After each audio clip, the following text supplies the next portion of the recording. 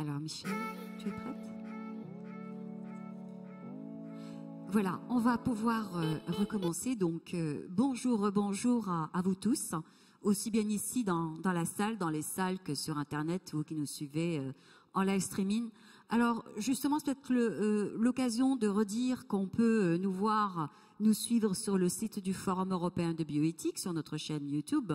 Sur le site, vous allez sur vidéo et on tombe sur la chaîne, mais également les chaînes de nos partenaires et les sites de nos partenaires, que sont Boulevard des Productions, les DNA, rue 89 Strasbourg, et Stras TV, bien évidemment, qui nous accompagne depuis la création du forum quasiment. Voilà. Alors, donc, on a déjà eu une très belle rencontre ce matin avec vous, le public, et puis les intervenants sur le Technoprophète. Et puis, vous connaissez le format des tables rondes, vous connaissez le format des rencontres avec, des vis-à-vis. On a souhaité injecter cette année une nouvelle rubrique avec le cas de conscience. Alors, c'est quoi en fait? Ça vient d'où? C'est que tout simplement, il y a deux constats pour nous. Hein. Après, vous pouvez en avoir d'autres, bien sûr. Nous, on est parti de là, en toute honnêteté. C'est que lorsque l'on voit, par exemple, les faits divers tels qu'ils nous arrivent, l'affaire Vincent Lambert ou d'autres, hein, on a toujours l'impression, ou peut-être même dans nos foyers nous-mêmes, hein, la manière dont se passent certains cas chez nous, de maladies, de morts et tout, on a toujours l'impression que c'est que le médecin et le patient qui sont en discussion, dans la manière dont c'est relaté en tout cas, ou dans la manière dont nous le comprenons. On a l'impression que tout se passe comme ça à huis clos entre un médecin et un patient, l'un souffrant en altérité et l'autre en force et agissant sans conscience. Donc, et cela à force d'entendre comme ça des médecins relater des cas et puis leur désarroi parfois, en tout cas s'exprimer en toute humanité tout en étant professionnel, il nous a semblé intéressant de vous ramener ici même au forum de bioéthique sur cette scène quelques exemples, c'est-à-dire voilà, j'ai eu tel cas, qu'est-ce que ça fait en moi, comment je l'ai vécu, et puis comment j'ai pu moi résoudre ce cas ou pas, et puis qu'est-ce que ça a donné par la suite. Voilà, tout simplement. Et le titre « Cas de conscience », d'ailleurs, lui aussi nous a été inspiré par un article qui était parti d'une conférence, enfin c'est un colloque même, en 2014, le 24 avril 2014 à la Sorbonne. Et il y avait un article dans Libération d'Éric Favreau, Cas de conscience, qui relatait ça. Voilà, on trouvait que c'était bien, et puis comme nous aimons bien citer nos sources, nous le disons en toute honnêteté. Et aujourd'hui, pour commencer et inaugurer cette série de Cas de conscience, donc Michel Weil, que nous avons déjà vu ici à la tribune du Forum européen de bioéthique sur bien des sujets. Je vais te laisser te présenter et nous présenter le cas. Bonjour à tous et merci beaucoup d'être venus si nombreux. Donc, je vais me lancer dans ce premier essai de vous présenter un cas de conscience médical. Rappelle-nous juste, s'il te plaît, ton métier. Donc, je suis pédiatre néonatologiste depuis une quarantaine d'années au CHU de Strasbourg et plus exactement au CMCO à Schildikheim, dont j'anime l'équipe depuis une bonne dizaine d'années. Je suis en fin de carrière également, donc un peu de bouteille. Et je vais vous présenter une histoire, l'histoire d'un petit patient qui est intéressante à plusieurs points parce que bien sûr elle nous a posé problème. Et si elle nous a posé problème, c'est un peu comme dit Nadia vous en parlez, c'est que on a été amené à prendre des décisions qui ne sont pas simples à faire. Et dans ce cas, vous verrez ce qui est peut-être la chose intéressante, c'est les rapports entre les parents qui ont un certain point de vue, l'équipe médicale, le tout autour d'un patient qui ne peut pas dire ce qu'il pense. Madame S est originaire du Mali, comme son mari, qui est également son cousin germain. Ils ont fait des études supérieures. Monsieur exerce sa profession de cadre supérieur en France. Ils sont en bonne santé. Et il n'y a pas de maladie particulière dans la famille. Il s'agit de la deuxième grossesse de madame. La première s'étant soldée par une fausse couche précoce. Cette grossesse est normale jusqu'à 31 semaines, c'est-à-dire la fin du 7e mois. À ce moment-là, elle se présente aux urgences avec des contractions utérines. Nous, on appelle ça une menace d'accouchement prématuré. Quand, dans ces cas-là, on enregistre le bébé à travers la paroi du ventre maternel, on regarde les battements de son cœur et on se rend compte que ce bébé ne va pas bien. Et on a donc pris la décision que pour lui donner une chance de vie, il fallait l'extraire. Donc on décide d'une césarienne en urgence. Et la dame dit également sentir bouger son bébé depuis 24 heures, ce qui est un facteur de gravité.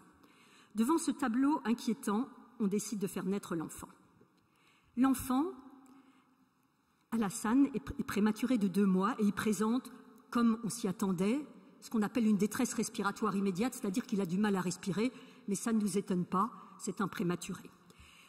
Il n'est pas capable de respirer tout seul, et dans ce cas-là, on a l'habitude, pour l'aider, on pose un petit tuyau dans la trachée de l'enfant pour l'aider à respirer, et on lui apporte de l'air et de l'oxygène. Tout ça, c'est normal, on appelle ce geste l'intubation. Jusqu'à là, l'histoire est comme elle devait se dérouler. Au moment de quand on fait ce geste d'intubation, on note tout de suite qu'il y a quelque chose qui ne nous plaît pas, c'est que les mouvements de la trachée, les mouvements de la glotte ne sont pas normaux. En particulier, cette glotte semble paralysée, ne s'ouvre pas comme elle doit se faire à chaque effort d'inspiration de l'enfant. Bien, ceci mis à part, on réanime cet enfant, ça se passe bien, on lui administre les différents produits qu'on administre aux prématurés et ce début de prise en charge se passe tout à fait normalement. L'enfant est nourri par perfusion, comme toujours dans ces cas-là, il n'y a rien de spécial. Mais l'inquiétude commence à se faire jour et se porte d'emblée sur le plan neurologique. Il existe une hypotonie globale. Qu'est-ce que ça veut dire? C'est que l'enfant est trop mou. Un nouveau-né, même qui est prématuré de 2 mois, il a quand même un certain tonus. Il est trop mou et surtout au niveau de sa colonne vertébrale, il n'y a aucune réaction. Il y a des anomalies aussi qu'on voit au niveau des nerfs, des yeux et de la tête. C'est un enfant qui ne réagit pas, qui n'exprime absolument rien. Ses 2 paupières retombent sur ses yeux et ses yeux ne réagissent pas très bien à la lumière. Bien entendu, cet enfant a une absence de succion et de déglutition qui existe quand même à l'échelon très primitif chez un enfant qui a 2 mois qui est prématuré de 2 mois. L'enfant n'a pas de contact non plus durant ses premiers jours, ni avec son entourage, ni avec le personnel soignant, et son état de conscience semble altéré. Alors dans ce cas-là, qu'est-ce qu'on fait? Bien sûr, on continue à s'en occuper, mais on fait des examens complémentaires. Ces examens complémentaires sont d'emblée inquiétants, puisqu'on fait ce qu'on appelle un électroencéphalogramme, c'est un mot que vous avez tous déjà rencontré, c'est-à-dire on vérifie l'activité électrique du cerveau, et cette activité est très anormale. On fait par contre on essaye d'établir comment est l'anatomie du cerveau par une échographie transfontanellaire, par des examens radiologiques. Cela, par contre, c'est tout à fait normal. Le bilan métabolique est négatif, c'est-à-dire on part à la recherche de maladies compliquées qui peuvent donner une traduction neurologique. Tout ça, c'est normal, et on est d'autant plus inquiet que les parents sont cousins germains. On sait juste qu'il y a plus de ces anomalies du métabolisme et ces anomalies structurelles de l'enfant quand les parents sont cousins germains. Mais tout ça revient négatif. Au niveau des yeux, dans les examens complémentaires, la réponse est normale, mais on constate une absence totale de réaction aux stimuli auditifs, l'enfant est sourd. L'évolution des premières semaines est tout aussi inquiétante, puisque l'enfant évolue vers une paralysie plus ou moins globale. Et cet enfant reste totalement dépendant de sa ventilation mécanique. C'est-à-dire qu'il ne respire pas tout seul, bien entendu il ne mange pas tout seul, mais ça c'est normal. Donc on commence, on cherche des avis spécialisés et on conclut à l'existence d'une atteinte neurologique profonde, peut-être d'origine génétique, mais on ne peut pas mettre un mot dessus, et peut-être parce qu'il y a eu en plus une souffrance de l'enfant un peu avant sa naissance, telle qu'on avait constaté avant de le faire naître. À l'âge de 2 mois, l'enfant est toujours totalement dépendant de mesures de réanimation. C'est là que maintenant le cas de conscience se pose. Par exemple, mesures de réanimation? Tout simplement, cet enfant ne respire pas tout seul. Dans ce cas-là, c'est assez simple. Il ne respire pas tout seul, il ne mange pas tout seul, il ne fait rien tout seul. Là, c'est un cas, j'allais dire, relativement simple. Donc dans ce cas-là, commence à se poser la question de ce que nous autorise la loi Leonetti, et même la loi Claes-Leonetti, c'est-à-dire ce qu'on appelle une LAT, une limitation et un arrêt des traitements. Dans ce cas-là, limitation et arrêt des traitements ne veut pas dire une limitation des soins. On continue à s'occuper de l'enfant, mais on va arrêter les traitements invasifs, ceux qui, dans ce cas-là, lui permettent de rester en vie. En effet, ce cas est tout à fait, et je pense que vous en êtes d'accord, mais je vous en interroge sur ce point, et on est dans le cadre de ce qu'on appelle une obstination déraisonnable, qui est tout à fait le terme de la loi Leonetti, c'est-à-dire que cet enfant, ça fait 2 mois qu'il est là, 2 mois qu'on s'en occupe, 2 mois qu'on a fait le bilan, qu'on a essayé de trouver une solution, on n'a pas trouvé. Cet enfant n'aura pas une vie d'une bonne qualité, du moins on le pense vraiment. Et doucement, l'équipe se réunit, comme on le fait toujours dans ce cas-là, c'est une réunion formelle, qui est non seulement médicale, mais également paramédicale, c'est-à-dire qui concerne les infirmières qui côtoient l'enfant quotidiennement. Et cette réunion est assez unanime et débouche vers une limitation et un arrêt des traitements. Est-ce que quelqu'un veut réagir à cet endroit-là? Est-ce qu'il y a déjà une question, par exemple, une réaction à cette décision qui est prise ou la manière dont elle a été prise? Ben, je vais peut-être alors, je vous propose de continuer, effectivement. Il y a quelque chose qui manque. Attends, mais je ne vois pas. Nadine, non? Pardon. Une intervention. Une intervention. Eh bien, il y en a déjà 3. Voilà, parce que... Ok, merci. La décision qui est prise autour du corps médical, est-ce que cette décision fait référence aussi aux parents et éventuellement, bon, on ne peut pas dire le patient parce que c'est quand même 2 mois, donc il n'y a pas de Bien conscience. entendu, c'est la réaction que j'attendais. Et l'histoire, c'est là qu'elle devient, entre guillemets, intéressante, ou en tout cas, cas d'école. Hein. Quand on dit cas, c'est toujours d'un patient dont on parle. Hein. On ne parle pas d'un cas, hein. C'est un patient. Donc, bien entendu, les parents, c'est là, c'est ce que je voulais entendre, merci monsieur.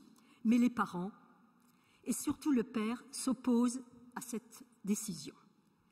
Le diagnostic n'a pour eux pas été affirmé. Ils ont raison, on ne sait pas. On ne sait pas ce qu'il a, cet enfant, exactement. Et alors, ce monsieur dit, l'évolution peut encore être favorable et le bénéfice du doute doit bénéficier à l'enfant. Il faut donc attendre. Ces gens, qui sont très bien, entre guillemets, se disent d'ailleurs, par ailleurs, prêts à accueillir un enfant handicapé. De confession musulmane, ils n'expriment à aucun moment une demande de nature sacrée. Ça peut arriver, hein, c'est pour ça que je vous en parle, mais là, c'est pas ça. Et se réclament seulement de la raison. L'absence de diagnostic impose pour eux une prudence à l'égard de toute décision hâtive. Cette attitude raisonnable impose le respect de l'équipe, qui se retrouve très ambivalente, souhaitant à la fois accompagner les parents et préserver le meilleur intérêt de l'enfant. Alassane a maintenant 2 mois et demi et le père reste inflexible. Il refuse toute diminution des soins de réanimation. La mère, par contre, exprime à plusieurs reprises une position indépendante de son conjoint et elle est plutôt favorable à l'arrêt des traitements actifs. À ce moment-là, l'équipe est bien entendu dans l'embarras et qu'est-ce qu'on fait dans ces cas-là? Et c'est quelque chose qu'on fait de façon régulière quand on a, entre guillemets, un conflit, enfin, en tout cas 2 positions qui s'expriment de façon très différente. On fait appel à un avis éthique extérieur. Alors, ces avis éthiques extérieurs... Oui, justement, alors ça c'est vraiment intéressant. Ça vient d'où? Il y a des comités, comment c'est organisé? Alors, c'est pas organisé de façon très formelle et chaque hôpital, disons, chaque structure de soins qui est amenée à rencontrer des structures de soins où il y a des réanimations de niveau 3, que ce soit des réanimations pour enfants et bien entendu des réanimations pour adultes, parce que ce cas est intéressant, mais bien entendu ça peut arriver pour des adultes. Donc il y a des comités d'éthique qui se sont formés. Alors ils sont semi-formels dans la mesure où leur contenu n'est pas imposé par le gouvernement ou par un texte très précis, mais ce qui est très important, c'est que ces comités d'éthique ne regroupent pas que des médecins. Ça c'est vraiment très important, c'est pas aux médecins de statuer sur, entre guillemets, la vie et la mort, même s'ils ont une opinion à défendre. Oui. Donc par définition, dans ces comités d'éthique, d'abord, il y a des médecins, mais ce ne sont pas les médecins qui sont in charge du patient Kidam. D'autre part, il y a des membres de la société civile, des représentants des usagers, dans notre cas, bien entendu, des parents, parce que ce ne sont pas les parents de l'enfant, mais d'autres parents qui vont réagir comme parents. Et il y a des représentants de type, entre guillemets, philosophe ou sociologues, enfin, des gens qui sont intéressés par des discussions éthiques. Voilà. Donc, un avis éthique est demandé à ce stade, d'autant plus que sur le plan médical, à 2 mois et demi, on ne peut plus se contenter d'une simple intubation qui a été maintenue, mais il faut passer à la trachéotomie. Vous savez très bien qu'il y a la petite intervention qui ouvre définitivement la trachée. Oui. Et donc, l'avis éthique est très simple, enfin très simple, c'est pas simple, mais ils se réunissent, c'est pas là, mais rappelle simplement une notion très importante, c'est que le patient n'est pas les parents, le patient c'est l'enfant. Et le meilleur intérêt de cet enfant, après avoir fait ce tour de table et consigné les minutes de ce qui a été dit dans un rapport, l'intérêt de cet enfant, c'est l'arrêt des traitements de réanimation médicale. On pense que sa vie ne sera pas de bonne qualité, ne sera pas compatible avec une vie digne. Et voilà. Alors, donc on va faire un petit point d'arrêt à ce niveau-là. Donc on est, vous voyez, dans un conflit entre les parents et le corps médical. C'est un conflit qui va pouvoir se résoudre probablement, mais qui est intéressant. Alors, il y a 4 options possibles. Maintenant que le comité d'éthique nous suit l'équipe médicale dans cette limitation des traitements. Et là, je vais vous les proposer et vous allez, j'espère, donner votre avis.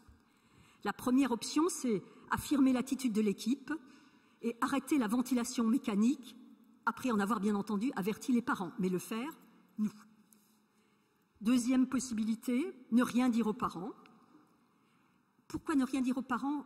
Évidemment, c'est très choquant, mais je n'ai pas le temps d'en parler. Il y a une culpabilité gigantesque des parents qui vont participer, entre guillemets, à la décision.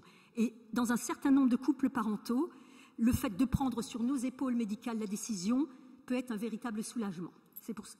Donc, ne rien dire aux parents et arrêter la ventilation mécanique sans les avertir. Cette position justifiée par le fait qu'ils peuvent s'y opposer, qu'ils peuvent être culpabilisés et qu'en prolongeant la vie de cet enfant, on le fait contre son meilleur intérêt. Troisième option, qui est une option de type accidentel, attendre une éventuelle extubation spontanée. Quand on met, si vous voulez, cette sonde, on l'accroche, de temps en temps elle sort et on la remplace très vite quand il le faut. Mais ça peut être une opportunité quand l'enfant se détube, et ça arrive, c'est pour ça qu'il est monitoré et qu'il y a tout le temps quelqu'un à côté de lui, de laisser faire la nature. Donc profiter d'une extubation et ne pas réintuber le petit à la salle. Et enfin, dernière option, un peu du même acabit, attendre une complication, parce qu'il y en a toujours dans ces cas-là, ne serait-ce qu'une pneumonie qui survient parce que une pneumonie, ou alors le fait que comme on le nourrit de façon artificielle, c'est très compliqué et ça donne des infections. Attendre une infection et dans ce cas-là, ne pas traiter l'infection qui arriverait. Voilà, donc ça, ce sont les 4 options. Qu'en pensez-vous? Qu'auriez-vous fait? Alors, il y avait déjà pour tout à l'heure une demande de parole à droite, je crois. Il y avait 2 personnes, n'est-ce pas? J'arrive. Bonjour et merci pour vos interventions. Moi, je voulais simplement savoir où se trouve la souffrance de l'enfant dans tout ce processus.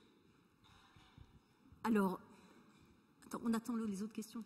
Non, peut-être. Non. Alors, il vaut mieux répondre, oui. Oui, on continue à répondre. Avant de répondre, j'aimerais bien savoir.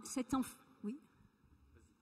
Donc, la souffrance de l'enfant. Bon, l'histoire que je vous ai racontée est un peu caricaturale parce que c'est un enfant qui semble ne pas avoir de conscience. Il avait néanmoins des réactions à ce qu'on appelle des stimuli douloureux. Donc, c'est comme, si vous voulez, qu'on le fait pour pincer, pour voir s'il réagit. Il réagissait à la douleur. Mais dire que cet enfant avait un état de conscience, je vous ai dit qu'il n'avait aucun contact à aucun moment de toutes ces 2 mois et demi de vie avec l'entourage. Or, un prémat même de 2 mois et demi, il commence quand même, il accroche les yeux, de temps en temps, il y a déjà les sourires aux anges, etc. Cet enfant n'avait pas d'état de conscience. Dire qu'il ne souffre pas, c'est impossible à dire. Personne d'entre nous n'a été capable de le dire. On estime quand même que sa vie serait une vie de souffrance. Et il y a une souffrance il y a une souffrance dans ces réanimations long terme, des souffrances qu'on voit quand ce sont des gosses qu'on aspire. Au moment des aspirations, leur cœur augmente. Quand on les pique, parce que de temps en temps il faut changer les perfusions, on essaye de se débrouiller pour qu'ils souffrent le moins possible. Ce sont toujours des enfants qui sont mis sous antalgiques. Mais il y a une souffrance, il y a la souffrance de ne pas vivre, il y a une souffrance. On essaye de la minimiser. Alors, il y a encore une demande de parole. Moi, j'ai juste un dernier point que j'aimerais que vous précisiez quand vous dites il n'aurait pas une vie digne. Ce que vous entendez par vie digne? Bien sûr, vous avez raison. C'est un enfant qui, dans l'histoire, est un enfant qui serait grabataire. Il n'a pas l'utilisation de ses muscles. Il ne semble pas avoir de conscience. Il n'est pas capable de... Il aurait été... Parce que ça fait 2 mois et demi qu'on n'a rien fait, tributaire d'une machine pour le faire respirer. Bon, vous dites, il y a des gens qui ont une conscience tout à fait normale et qui sont tributaires d'une machine. Mais là, cet enfant ne s'est pas réveillé au bout de 2 mois et demi. C'est un enfant qui n'est pas capable... Voilà, on n'a rien d'autre à lui proposer que dans un lit, les 4 fers en l'air avec la réanimation. On n'est pas devin non plus. C'est pour ça que l'équipe a continué cette réanimation jusqu'à 2 mois et demi. Hein. Mais avec l'état actuel des connaissances...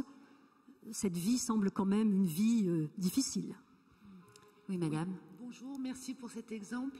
Moi, je voulais savoir, on n'a pas du tout parlé de religieux.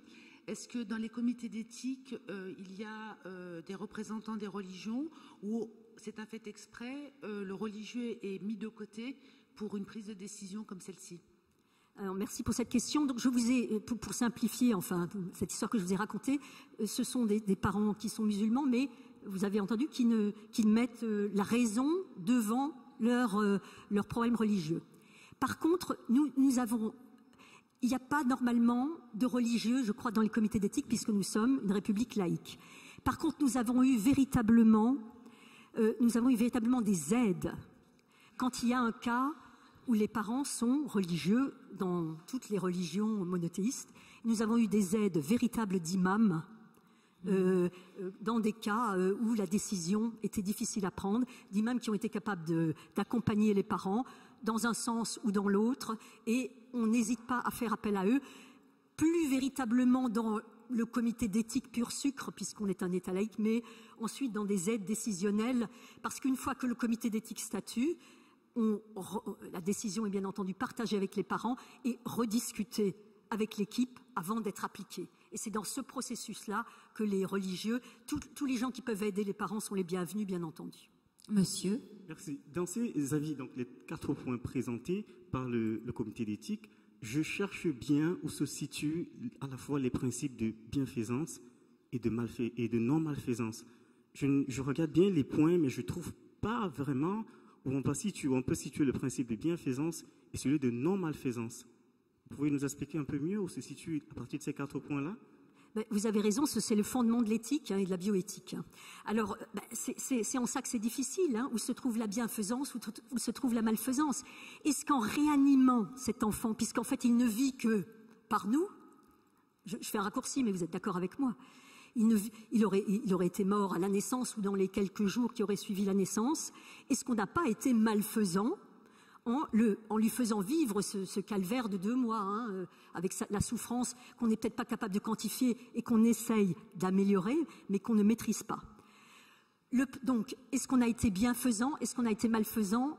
Bien malin qui peut dire autour des deux où on se situe? Probablement au milieu, comme toujours. Donc, c'est pas aussi simple la bienfaisance et la malfaisance quand on fait de la réanimation. Parce que quand on fait de la réanimation, on est du côté de la vie et on est des médecins, donc on fait tout pour, et quelquefois on crée des situations de très grande douleur, comme est peut-être la douleur de cet enfant et la douleur des parents. Cet enfant serait mort à la naissance, ça aurait été un drame, mais peut-être qu'il s'en serait mieux remis que de ce parcours du combattant qu'on leur a imposé. D'un autre côté, on a tout fait pour cet enfant qui peut-être aurait pu s'en sortir parce que c'était quelque chose de transitoire. On ne le sait jamais. Ça va, ma réponse vous satisfait? Elle est chaotique, mais c'est toujours... on est entre le bien et le mal. Est-ce qu'on a encore une demande de parole? Il me semblait avoir vu des mains se lever. Voilà, monsieur. C'est pas ton... Je vois pas qui c'est. Non? Ah non, c'est pas. Je sais pas. J'arrive. Donc Israël va passer de l'autre côté et moi j'arrive. Oui, puisqu'on est dans les concepts bienfaisance, malfaisance, j'ai un autre concept, celui de la résilience. Et je voulais savoir si la question de la résistance, ou plus la résilience à la douleur, en fonction des paramètres du passé, l'histoire du patient, etc., était à l'œuvre dans ces discussions éthiques, en fait, et dans ces comités. Bien entendu, mais le fait que cet enfant souffre, c'est évident. Enfin, c'est pas entre eux, mais ses parents sont là, mais il n'est pas dans les bras de ses parents, il est tributaire d'une machine. On essaye de l'aider au mieux, mais la résilience, qu'est-ce qu'il y a comme résilience possible dans une situation pareille, hein? On essaye vraiment de faire pour le mieux, et la décision d'arrêt des traitements est toujours très difficile à prendre. Elle est bien entendu terrible pour les parents, vous le savez tous, vous êtes tous parents, mais elle est également extrêmement difficile à prendre pour l'équipe médicale qui, pendant 2 mois, a tout fait pour cet enfant, s'est levé la nuit pour le réintuber. Enfin, je veux dire, il y a un attachement d'une équipe médicale à un patient, vous le savez tous, hein. C'est également une décision très difficile à prendre pour l'équipe médicale, au premier lieu desquels les infirmières qui vivent 8 heures par jour, tous les jours, au contact de 1 ou 2 enfants dont elles ont... voilà, donc, quoi qu'on fasse, on crée de la souffrance dans ces cas-là. Je vais peut-être continuer vite. Non, tout va bien. Tout va bien. Il y a juste une demande de parole ici de monsieur qui va se présenter. Oui, juste une option. Je me présente parce que je suis le mari de madame, mais c'est pas automatiquement la réalité du quotidien au niveau des décisions à prendre. Vous avez parlé de 4 possibilités, de 4 options. Il y en a une 5e qui est l'option Lambert, c'est que les parents vous imposent de continuer le traitement. Et vous n'en avez pas parlé. Alors, il y a effectivement, j'en ai pas parlé, parce que ça fait partie des choses importantes qui est la société civile. Il est vrai que laisser cet enfant vivre, il serait sur le plan monétaire, puisqu'il faut en parler, et ça fait partie de l'éthique aussi, quelque part. C'est un enfant qui, probablement, dans l'état actuel des connaissances, serait totalement dépendant de la société, puisque ça coûte très cher, vous le savez, de laisser un enfant en réanimation, de le faire grandir en réanimation. C'est un enfant qui a besoin de quelqu'un 24 heures sur 24, je dis quelqu'un, qui a besoin de beaucoup de gens autour de lui pour pouvoir survivre. C'est vrai que c'est aussi un paramètre dont il faut parler. Merci. Mon mari est économiste et c'est bien qu'on ne s'est pas concerté, mais c'est vrai que c'est un point qui est également très important. Mais bon, le côté économique doit toujours s'effacer devant l'éthique médicale et devant les principes qui régissent l'éthique. Je vais vite, puisqu'on arrive à 2h30, terminer mon histoire. Donc, c'est la première solution qui est finalement retenue, la solution raisonnable, c'est-à-dire, je vous rappelle, réaffirmer l'attitude de l'équipe, arrêter la ventilation mécanique après en avoir averti les parents. Les parents sont rencontrés, écoutent en silence la décision de l'équipe médico-soignante.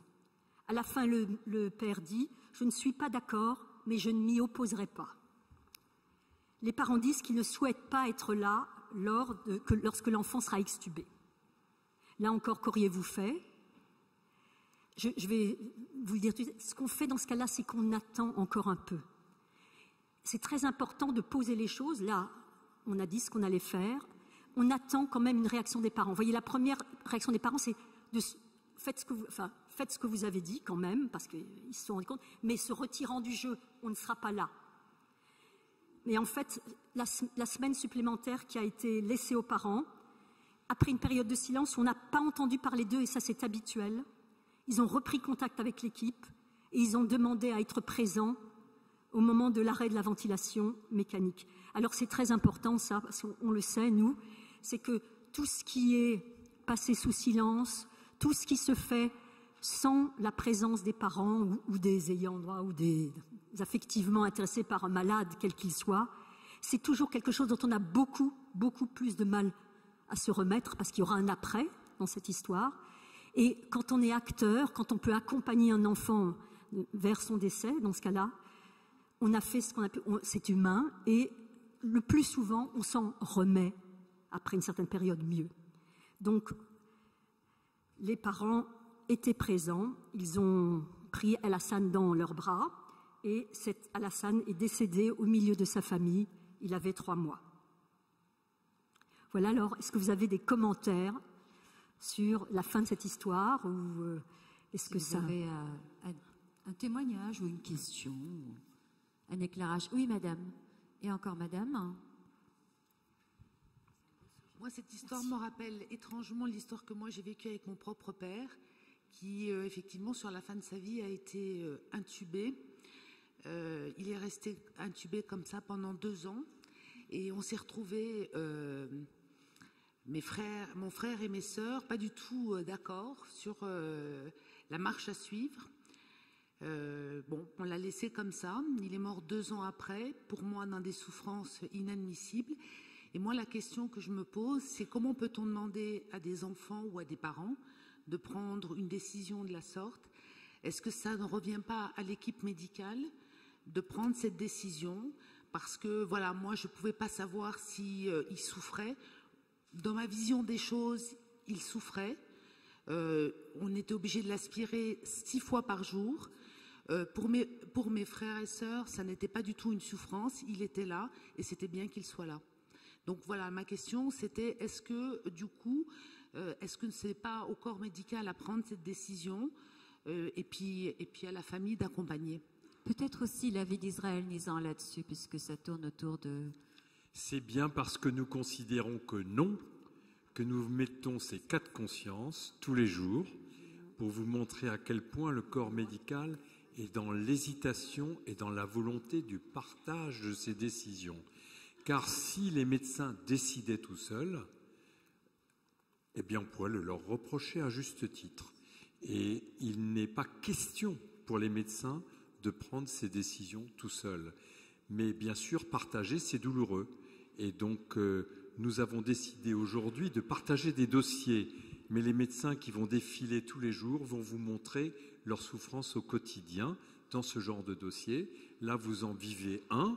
Vous en avez vécu un autre, mais nous sommes intimement convaincus que ce n'est pas un choix exclusivement médical. Il y a des textes de loi en ce qui concerne le partage des décisions entre les parents et le corps médical en ce qui concerne les enfants mineurs. Donc il y a le consentement conjoint des 2 titulaires de l'autorité parentale est nécessaire lorsque les actes qui présentent un certain degré de gravité ne peuvent être considérés comme usuels. Donc on est obligé de demander l'avis des parents. Mais c'est vrai qu'il y a le mot de culpabilité qui est très bien reflété par votre propre cas. On ne peut pas faire porter, c'est sûr, sur les parents au sens large du terme, la famille, cette décision. C'est pour ça que c'est un jeu, en tout cas un aller-retour constant entre une équipe médicale et la famille. Et c'est vrai que c'est tout l'intérêt de l'éthique et tout l'intérêt des rapports humains qui se tissent entre une équipe médicale et une famille affligée. Donc des rapports de confiance, de méfiance parfois, des rapports qui peuvent être bons, des rapports qui peuvent être conflictuels, qui peuvent être agressifs ou au contraire apaisés. Et l'histoire de votre père rappelle des grandes affaires médicales comme l'affaire Lambert où les familles se déchirent. Vous voyez, là aussi la mère qui peut-être avait porté cet enfant dans son corps et qui souffrait en même temps que cet enfant quand on l'aspirait. Le père avait une attitude probablement plus intellectuelle, d'ailleurs tout à fait responsable, mais vous voyez, plus une attitude de raisonnement, alors que la mère, elle le vivait probablement plus dans son corps et elle se rendait compte que son enfant souffrait. Mais bon, toutes ces attitudes-là sont des attitudes humaines et compréhensibles, mais entourer les parents ce qu'il faut, c'est amener les parents à cheminer et bien entendu, essayer de prendre une partie de la culpabilité sur nos épaules. Alors, il y a encore une demande de parole, je crois. Oui, bonjour et merci pour votre témoignage. Moi, je voulais poser ça m'amène une question de savoir, dans une équipe médicale, quand se présente un cas comme ça, quelle est la part de l'intérêt scientifique qu'il y aurait à poursuivre un traitement ou pas, et quel genre de débat ça fait entre vous dans l'équipe, et comment sont inclus dans ces cas-là l'entourage de la famille ou le malade, et à quel niveau intervient le comité d'éthique? Est-ce qu'il intervient quand un cas se présente, quand on se pose la question si on fait quelque chose, ou quand il devient problématique et que l'équipe médicale se pose déjà une question? Il y a plusieurs questions. La première, l'intérêt scientifique.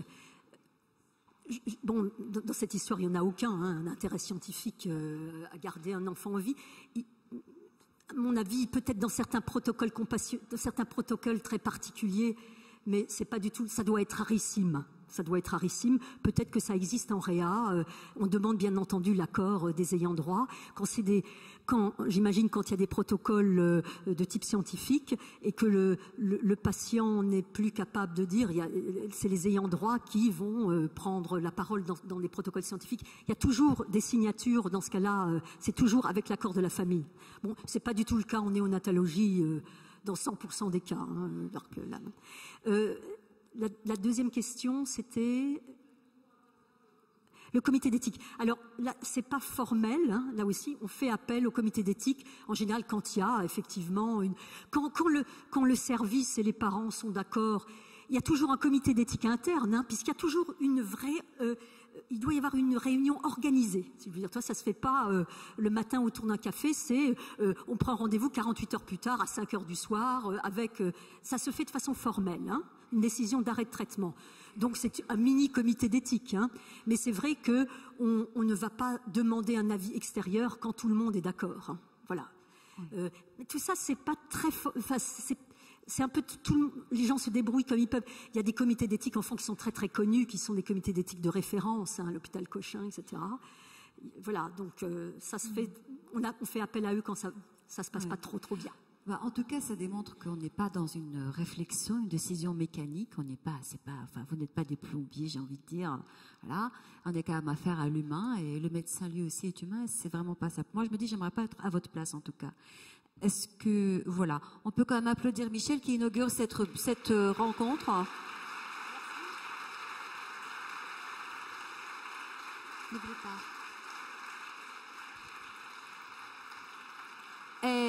Et puis juste vous dire la chose suivante. Alors, une mauvaise nouvelle et une bonne nouvelle. Une mauvaise nouvelle, Emmanuelle Charpentier ne peut pas venir. Et parce que bon, c'est vrai qu'elle a énorme au-delà du travail. C'est-à-dire qu'elle peut pas venir aujourd'hui parce qu'elle a de nouveau reçu un prix, etc. Il faut qu'elle aille le chercher. Et la bonne nouvelle, c'est que nous avons dans les ressources du Forum européen de bioéthique des personnes absolument brillantes et qui ont travaillé aussi sur ce sujet et qui vont donc nous expliquer ce qu'est copier-coller le génome et tout ce qui se passe autour du CRISPR-Cas9. Donc, et c'est ça notre force, c'est qu'on peut, voilà, comme ça remplacer au pied levé si c'est nécessaire.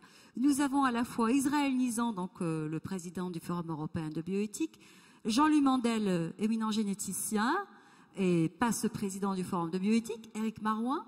Et donc, c'est Israël Nizan qui va conduire cette rencontre, en espérant qu'on ait aussi quelque chose quand même autour de la natalité, parce que cela interroge beaucoup les gens. Voilà. Et on vous laisse vous installer tranquillement, hein.